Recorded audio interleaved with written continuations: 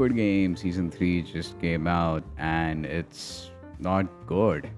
Like, it's not as bad as Last of Us season 2. Like, it's still watchable and enjoyable, but story wise, it kind of falls apart by the end. Now, what do I mean by this? Well, in season 3 is basically a second part of season 2. Like, season 2 and season 3 are supposed to be one season.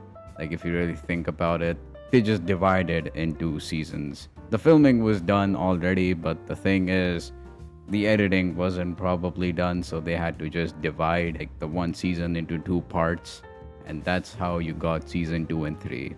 But basically, season 2 and 3 is just one season.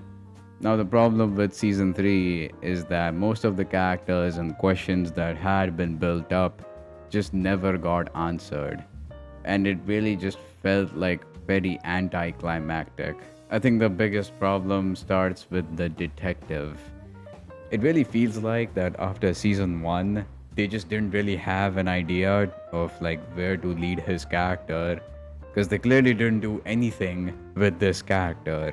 In season 1 he dies, and then in season 2 turns out he's alive, and then he does some detective work initially, and he does some meaningful stuff. So he feels like a character that's actually doing something, and is still on the whole Squid Game hunt. He still wants to meet his brother and get his questions answered. After those few episodes, that's pretty much it. He doesn't do anything throughout the entire show. He basically is Monkey D. Luffy from Walmart, and he's just out to get the One Piece. But instead of Monkey D. Luffy just didn't do anything throughout the whole point. And when he does finds the One Piece, and this shows context, it's like finding his brother, the front man, and he tries to ask him why he did all this. Why did he abandon his family, and why is he leading these evil games? And we get nothing from that. Like the front man just looks at him and he just leaves with the baby. Yeah, don't you just love that? Like the whole his character arc that was being developed from 3 seasons, and you don't get any resolution to his character. You basically just get nothing. If you skipped all of his scenes in Squid Game, you would lose no context. Like, there's nothing meaningful in his subplot. It's very crazy how you can just skip. Like, if you have a story and one of the side characters scenes that you can just skip and it doesn't affect the whole story, then that's a problem. Like, that's when you fucked up. He doesn't do any detective work either. Like, his alcoholic friend does all the detective work. He finds out that Captain Park is like working with the Squid Games in the course of like a night. In the course of like a few days, he basically becomes Batman from Arkham, solving cases in just one night. And he did this in the course of like 2 days and almost a night. And the detective didn't. The detective has been working with Captain Park for years. And again, the Captain Park doesn't even has a history. Like, nobody knows him. So it's really interesting to me that the detective never really interacted with Captain Park's neighbors. At any point, he never tried to do any background on him. You could easily think of a point where Captain Park isn't at his place. Maybe he asked the neighbors. And, well, the neighbors would obviously say that, who the fuck are you talking about? We don't know who the hell is Captain Park. Like, that's my whole issue. Like, the detective just never figured this out. Are you really telling me that I should believe that? And the fucking alcoholic did? Come on. At this point, can you even call him a detective? He's not even good at his job, and he finds the island at the last second. What really even grinds my teeth is that in the end scene after the whole finale, and there's a 6-month time skip, you basically see the whole gang together and they're just happy.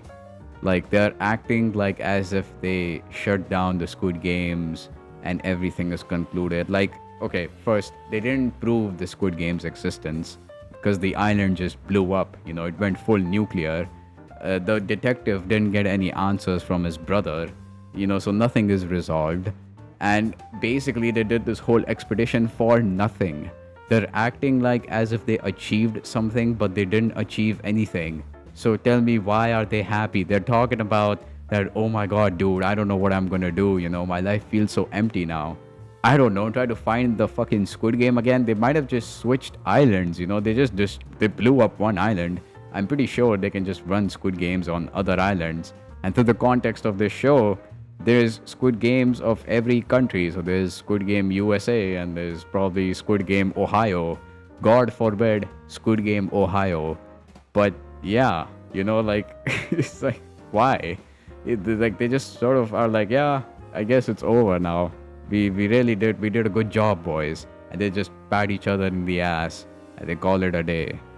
What a bad conclusion to this whole subplot. The North Korean subplot is done much better. Like, that girl gets a good resolution to her character, which is crazy because she's introduced in the second season, and somehow she has a, much more fulfilled subplot than the fucking detective. It's so empty. I just really think that they didn't have any idea what to do with him. Because again, season one, Squid Game was supposed to be a one season thing. But then it really blew up and they were forced to make two more seasons. And that's how you got Squid Game, season two and three.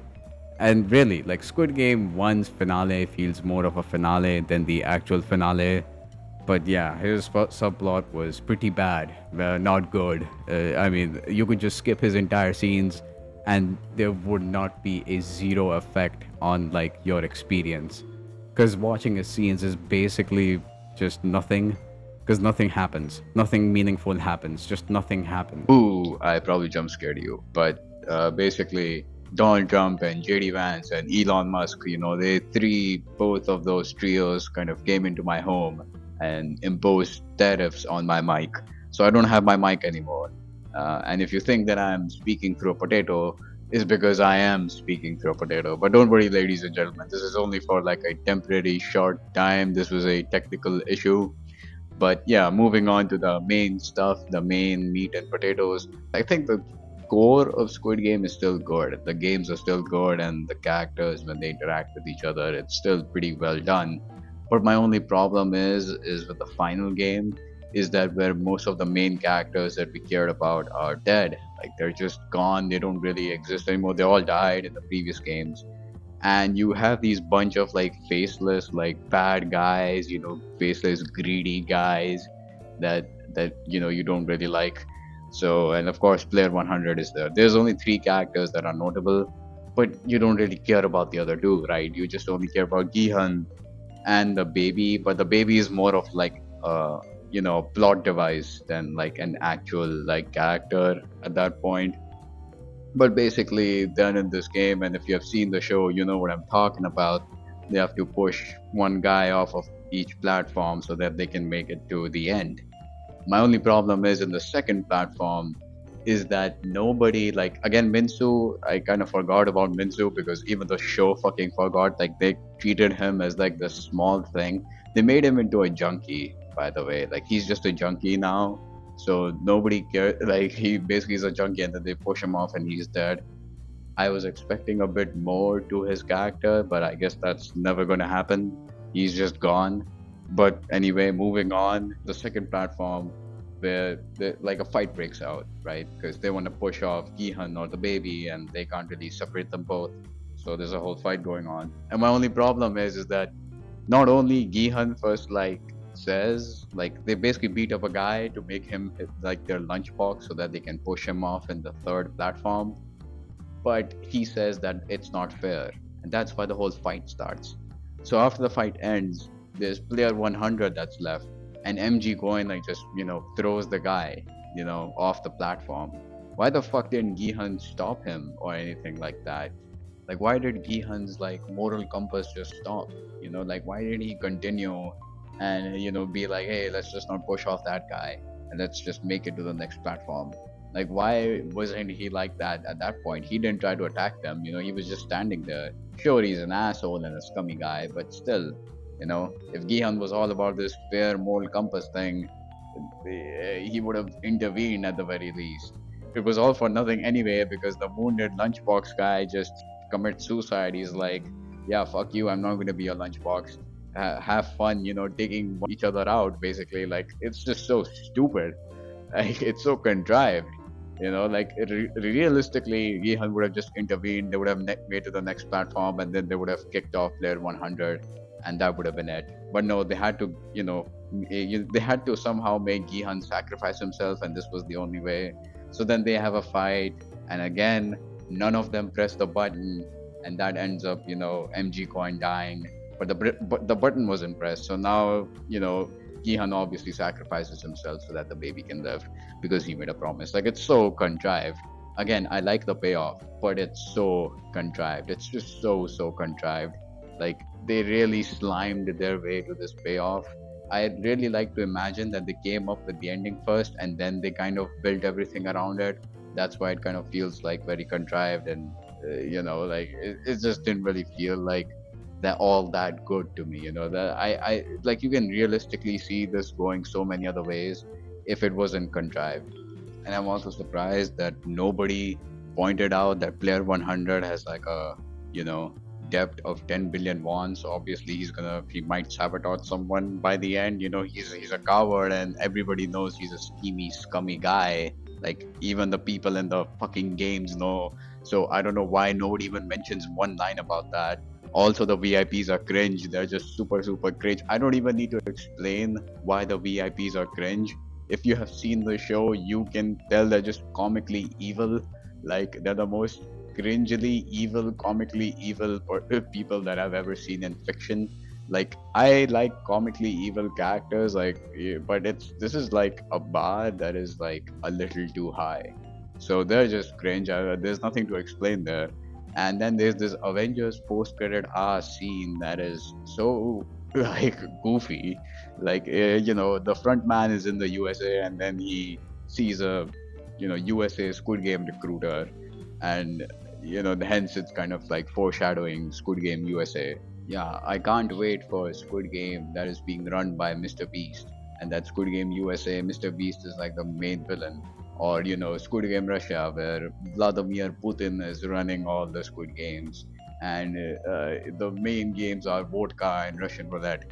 Like it's so Avengers, it's so goofy, and nobody asked for more Squid Game shows. But hey, I mean, as long as there's money, am I right? I don't have an outro for this video, so I'm just gonna keep rambling off until editing Flints just cuts me off.